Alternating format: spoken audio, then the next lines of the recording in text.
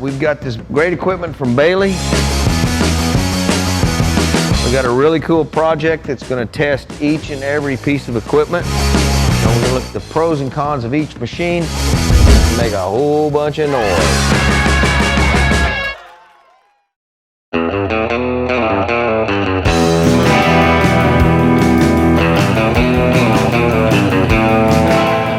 Hey everybody, we're back to build the back section of our roadster pickup project.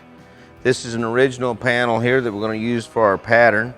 As you can see, it's got these details for these three big impressions, a bead at the bottom, a bead here at the top. We've got our outside corner, compound shape right here into the basically dead flat into a compound. Got this detail here that we're going to put in. These inner door jamb pieces get made, bottom braces get made. So this piece has many segments to it.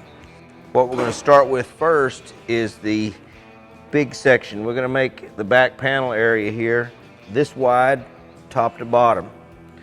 Now I have tooling made to make this back panel. This is our blank. And this wooden piece of plywood has these metal plates that control the depth of the impression. The sheet metal goes on here, and then these plates here bolt on, all three plates, and then we're going to go around the outside of this with a die. This method here is going to allow for the least amount of distortion, because when you're putting beads in a flat panel, sometimes if you can't pre-stretch, the thing gets to oil canning like this, boink, boink, boink. So this is going to allow the least amount of distortion to keep the panel flat. We're going to do all the work for this panel as far as the impressions go on the Pullmax machine. Because on our MH19, we are limited by our throat depth. And as you can see by that panel, it's obviously quite a bit deeper than this. So we're going to use the Pullmax for this. However, we're going to use the MH19 to put the upper bead in and the bottom bead in the panel.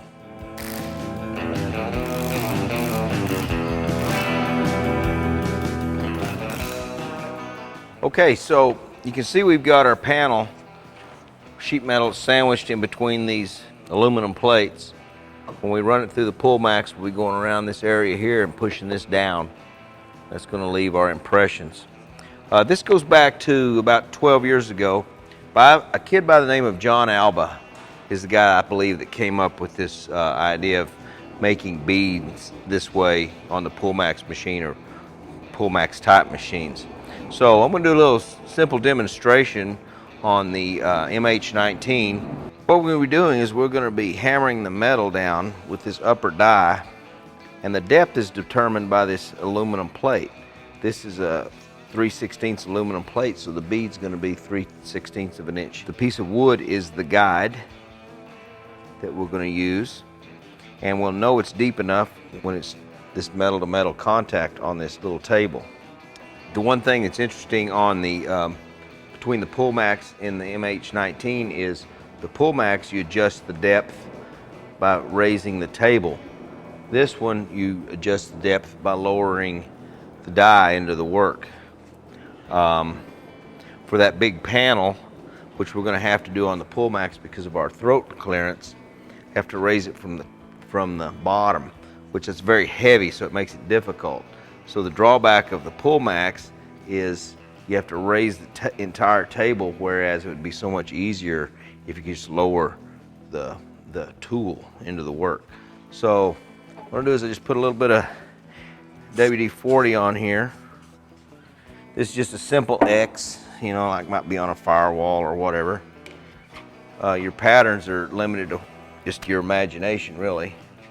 The key is to do it a little bit at a time, so you're not binding the metal up around the die here. If you try to dig too much, it'll bind up around the die, and your results won't be very good.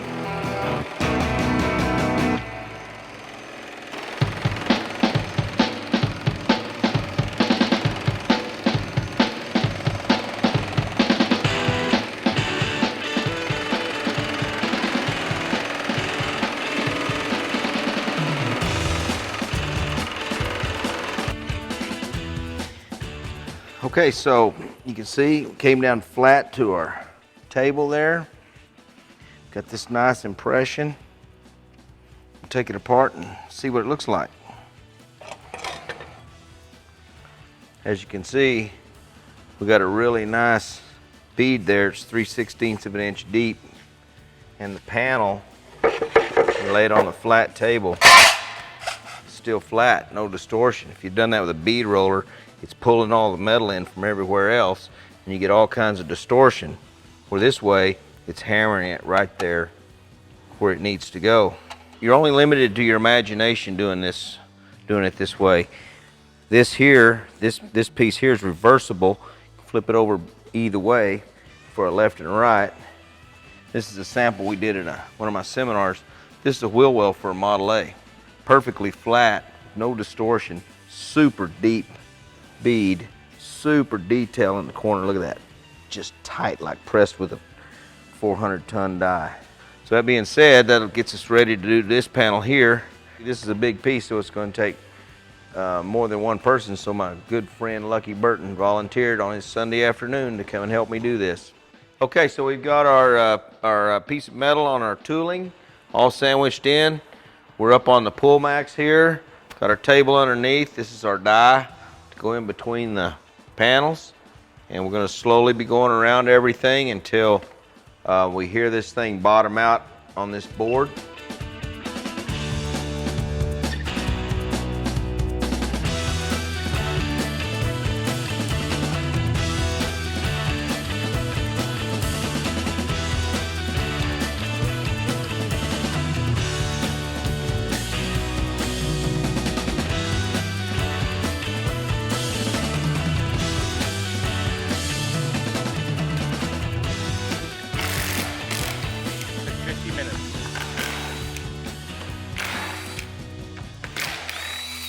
All right, so let's flip this thing over and see what it looks like after it come out of the Pullmax.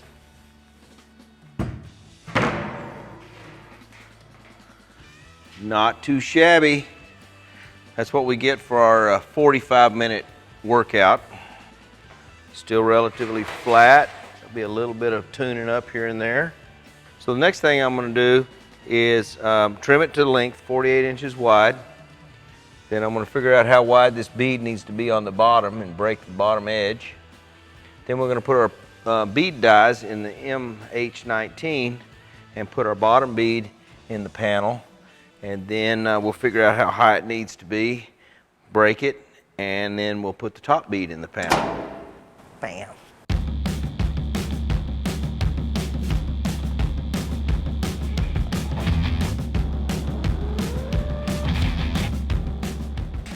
Now, isn't that just slick, boys and girls? That is cool. I like that little break. Isn't that cool? Look at that. Nice, nice.